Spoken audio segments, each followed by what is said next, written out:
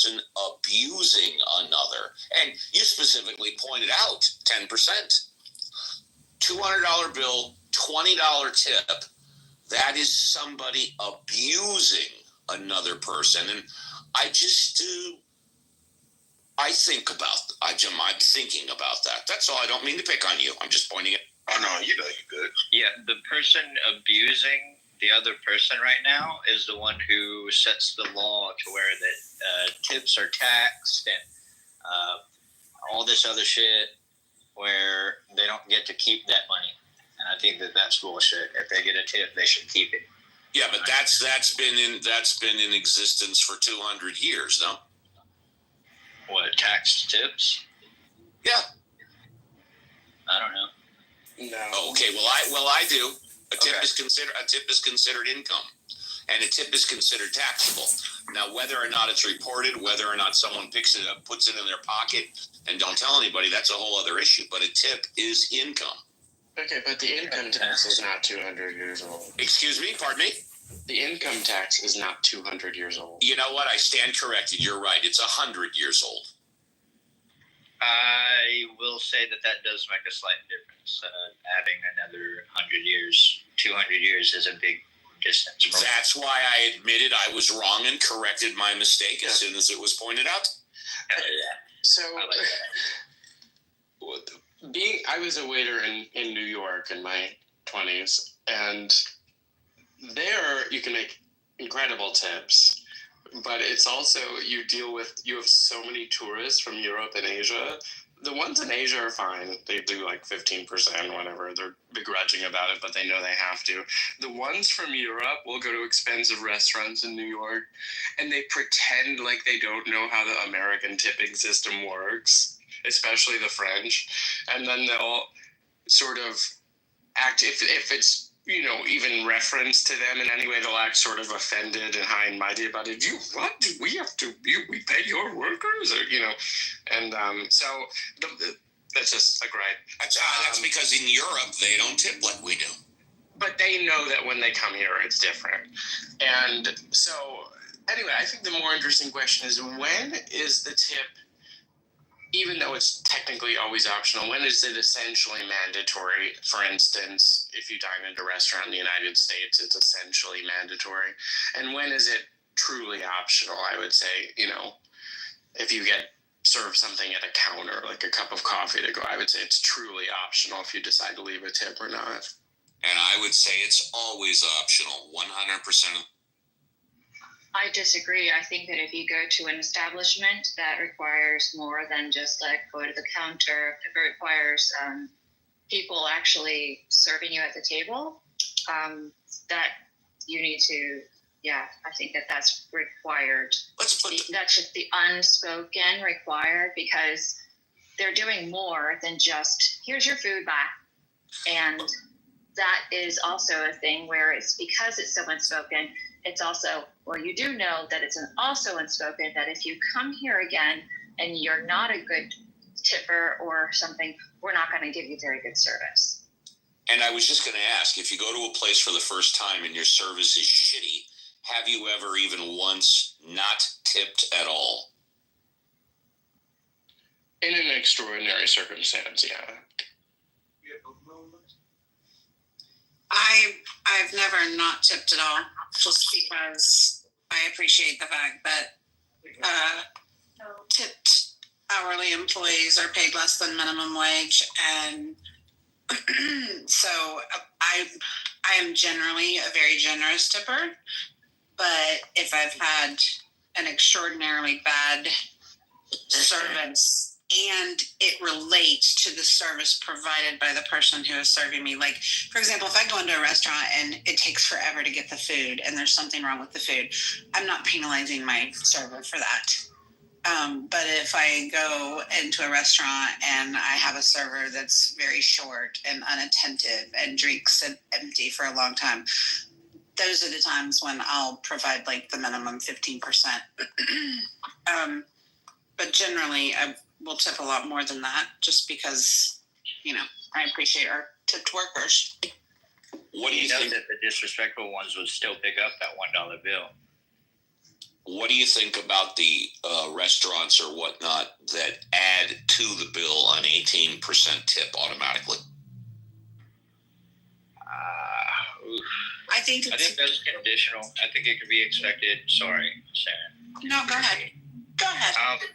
There are some nice restaurants that it's kind of like no, but I don't think there's actually a sign anywhere. There could be now because of all this trouble. But I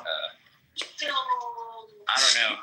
I'm kind of iffy about that. But I know that there are some like 5-star restaurants that just do that. So if it's a 5-star restaurant, I guess I could see why they do that. But then if that's the case, should I still be tipping the individual? Well, that's up to you. A tip is optional. Yeah, so I used to clean up with middle-aged business women as a waiter, and I would always sort of just schmooze them up in just the right way.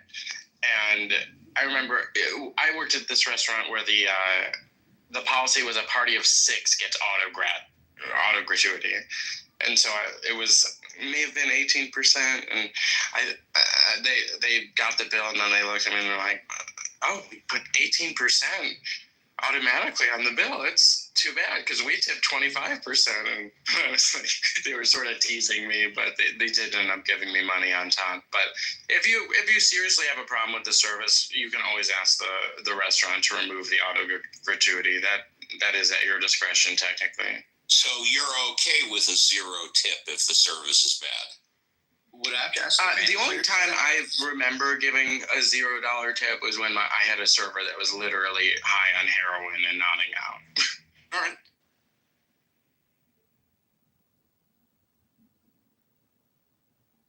I can't stand restaurants that put automatic tips on the bill. Firstly, I do my best never to put a tip on a credit card. I do my best to do it cash, and I do my best to hand it directly to the server in private, hopefully so nobody else sees. If they want to contribute it to the kitty, or if they want to, I don't know if that's the restaurant policy, or they want to keep it. I don't care. I never put a tip on a credit card, and I do believe that if the service is shit, it's perfectly okay to tip 0. I've always thought that a tip is optional. For those of you that are wondering what type of tipper I am, I've always been a 15 to 20%er. However, as was said earlier, when it comes to maybe a cup of coffee or a beer, I have no problem tipping 50 to 100%. Or maybe in the case of a $10 meal, which I haven't seen recently, but then again, I don't go out very often anymore to those types of things. 50 to 100% is not out of the realm of my possibility either, but I'm generally a 15 to 20%. I'd say a friendly face is worth $10. Yeah, I think I have to agree with you, Steve. I don't like the restaurants that do the automatic tip, not because I don't want to pay the tip, just because I feel like it's misleading. Like, unless you tell me up front, unless I'm aware, like when I enter, then yeah, that's fine. But it almost feels like you're being, not fraud. What is the word I'm looking for? Deceived. Deceived. Misled. Yeah, it is deceitful. It is deceitful, misleading. Sure. Yeah, I'd have to agree. I am derisive. I worked in the city too. I worked on the Broadway plays, and I love. Oh. In the theaters or at a restaurant near them? Mm-hmm. No, in the theater. La Fontaine, Nederlander. I did Beauty and the Beast for a long time when Beauty and the Beast was open. And then it went to Mermaid, and I didn't follow through. But the tipping was amazing, and I really appreciated it. And like it's always surprising. Like, you wouldn't typically think that people that would tip as large as they did were the people that ended up tipping that large.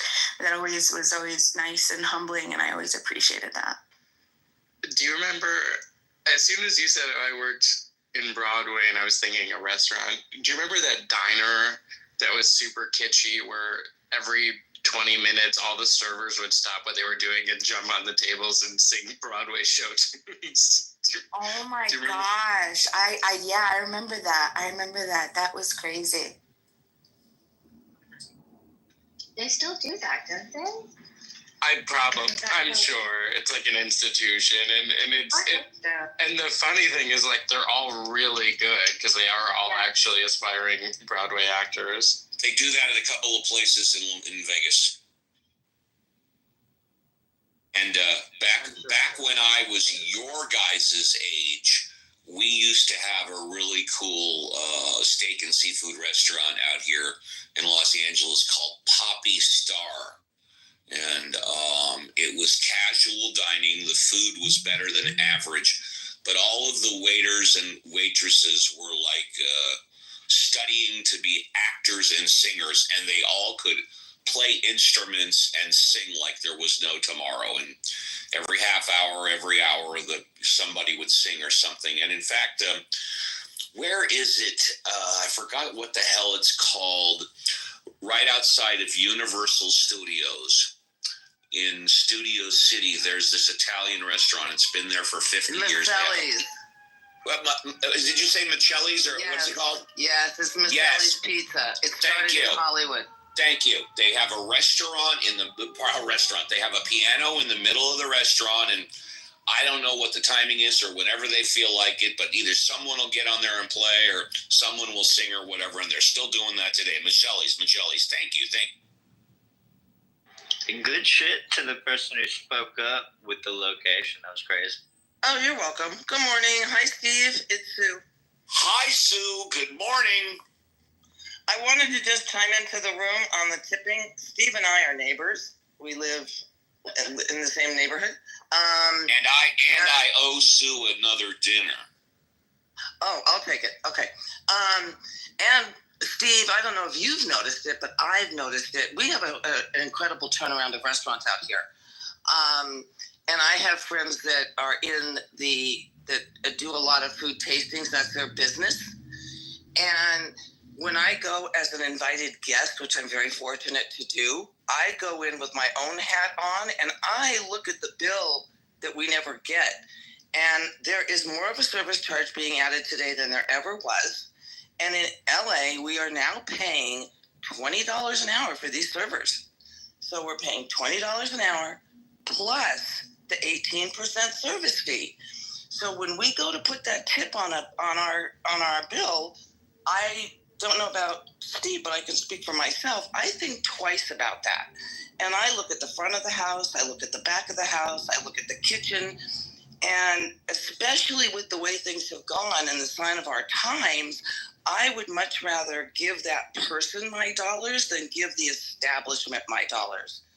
I'll just land that. That's exactly what I said a couple of minutes ago. You might not have been here, but I said I never tip on a credit card. I always tip cash, and then I always do my best to hand it directly to the server. It's just something that I do.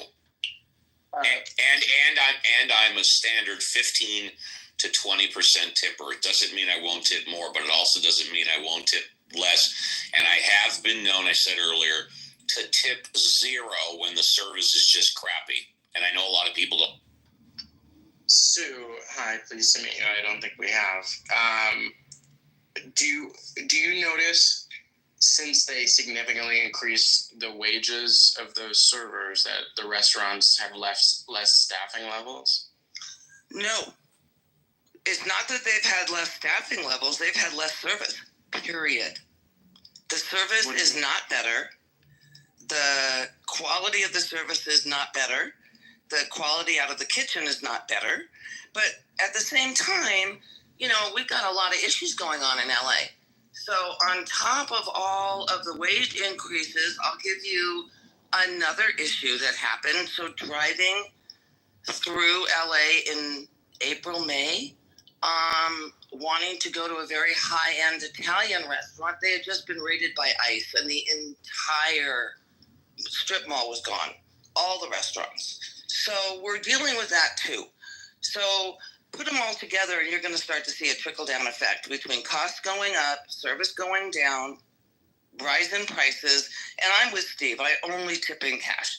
Here's the other thing that I'm noticing in LA, and this has been going on since COVID, is if you give them a credit card, some restaurants now are rounding up and not saying anything after you leave.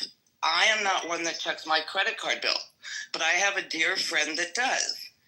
And she has now caught it twice. And Steve, I'll give you the names of the places here in the Valley. One of them is the barbecue place on Topanga, south of the boulevard. Wait a minute, a mile south of the Rib Ranch? I go there. Go look at your receipt. Go look at your receipt. I'll remember that. They just did it to us last week. I'll remember that. I just want to note too that I think sometimes people's perceptions of how they treat employees can vary regionally because, for example, in California, like I can understand the desire of not getting exceptional service or really having a really bad experience and not tipping that server because California doesn't have a tipped wage earning, so their servers are already making minimum wage regardless of the tips. Whereas in my state, a server at any given time, you give them a table of 10 people that they're going to spend an hour and a half to 2 hours working on, whether the service is subpar or not. My server is making $2.13 an hour. And that's a huge difference that plays into a lot of why I choose to tip. So, tipped employees regionally can be very, very different. Some states pay their tipped employees really well. Others do not. That is a very good point because in Los Angeles, the minimum wage right now is about $17 an hour. As Sue said, if you're in the fast food industry, and I've rallied against this ever since it happened, fast food workers are a $20 an hour minimum wage, and you asked how it's affected. 18,000 fast food workers have been laid off or cut from full-time down to part-time. That's 18,000 in California alone since the fast food minimum wage went up to $20. So when you say fast food, how do they make a distinction between fast food and other types of restaurants? Okay. Well, clearly there are the no-brainers. McDonald's, Taco Bell, Jack in the Box, those are clearly fast food. Now, if you do something like a Starbucks or a coffee place, then it sort of depends on what they're doing and how they're doing it. I don't have the specifics on the top of my head at the moment. I would have to look on the internet. Right now, I don't want to do that.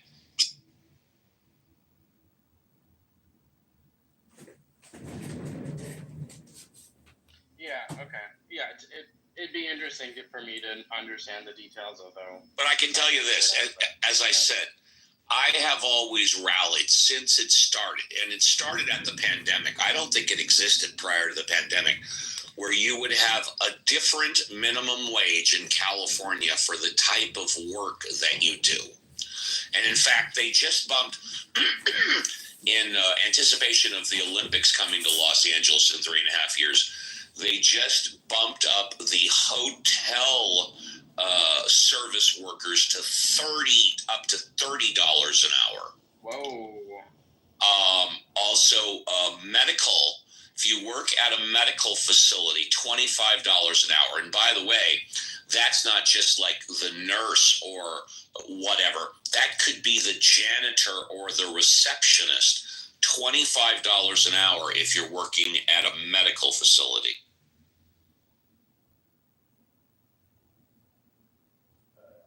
And last but not least, and I'll stop harping on it, for those of you that don't know, the federal minimum wage, which has not been raised in 15 years, is either $7.25 or $7.35 an hour. That's the federal minimum. That's right. That is correct. But if your state's minimum wage exceeds that, your employers have to pay it. Oh, absolutely correct. Because that's the minimum. States can establish a law, and cities can establish a law that are higher than that. I was making $17.45 hourly, no tips. As of course, when you find out when I say it, but I'm an apprentice electrician, and as soon as my recovery is up, I intend to get back to that. So I still identify as that. I was making $17.45, but the first year apprentice wage is 15 or 14 something, and it goes up every once in a while. They try to keep the electrical brotherhood's pay wages aligned with inflation, so that's kind of cool. But I was able to skip the first year's pay wage to a second year apprentice because, well, for one, I completed one full year of an apprenticeship program that was just non-union, but they don't accept those credits. So I had to go off of the wage that the previous employer was paying me. And because I was able to take on leadership roles and be like a lead man, I'm just not of journeyman status without a license, we had grown men coming to this company who couldn't wire a three-way switch. A three-way switch is how a hallway turns on at both ends of the hallway, the light. And it was just pitiful. So eventually I finally got responsibility and, got to take home the truck, and everything was like, when instead of sending all of my pictures and what I did to somebody to file the paperwork, I would file the invoice right there from my phone and do the math of cost at the proper rates. Once they gave us a rate chart for materials and time, gas, and all that shit, I could do all my own work. And it put me ahead of the other people who were still just acting like helpers. And it was pretty much based on, what you acted like you would get paid for. And so when that company fell through, it was a residential electrical company on startup, but we lost like over $200 or something $1,000 because the boss man let somebody else get the card and order scrap wire and run off with it. It was the same day, by the way, I know I'm getting off track, but it was the same day that I told him, I think you need to come in and just be with us. Like, even if he just stays in the truck on his computer or whatever, doing his shit, he needs to come be on site because something's going on. And that was the day. That was the day that company fell through. But anyways, back to the union. The union is where I went, and after I presented my pay stubs and my 1 year of completed independent electrical contractors school, they bumped me. So I was making $2 ahead of everybody else in my class. So that was pretty cool. I think I'm done. I think that's it. Congrats. That's great. I looked it up. There are 9 states that pay the federal minimum wage. So is Illinois one of them? I'm just curious. Oh, no. Illinois is much higher. If you are referring to the 9 southern states, if I'm not mistaken, and you're on it, so you can correct me if I'm wrong, they actually they don't have a state minimum wage, so it defaults to the Fed. Are you talking about like Alabama, Mississippi, the southern states? So there are 5 states that have no state minimum wage. Gotcha. And then there are 3 states that have, so 8 total. So, and then there are 3 states that technically have a minimum wage below the federal rate. So by default, they pay the federal rate. Which and I just don't understand that, because I thought it would be illegal for a state to have a minimum wage below the Fed rate, but I guess. Yeah, that is not true. Georgia's is below Fed. Yeah, it is, but it's, the employer still have to pay the federal minimum because whatever is the high. Yeah, only an employer that is bound by FLSA has to pay the federal minimum. A small business in the state of Georgia that can prove that they do absolutely zero interstate commerce can pay the $5.15 an hour. Okay, that's not what I'm reading, but I can look further into it. Yeah. I feel like that would take a forum, like, a 10 1088 or 1098 or whatever, but a different one than that. You mean a 1099 for an independent contractor versus an employee? Well, yeah, but I'm not trying Gotcha. to get it correct. I was just, it seemed like it would take a legal form to fill out and then turn it in and then get it approved or stamped or whatever, and then it'll happen. Well, if you are truly an independent contractor, anybody, which of course is quite often disputed, then there is no minimum wage at all. An independent contractor can take whatever they want. That's true. And serendipity, you're correct. If the employer is not covered by FLSA, which would mean fewer than 5 employees or less than 40,000 in annual sales. I promise I didn't make it up. Yeah. It's just like a very narrow exception because $40,000 in sales is, Is nothing exactly for an employee.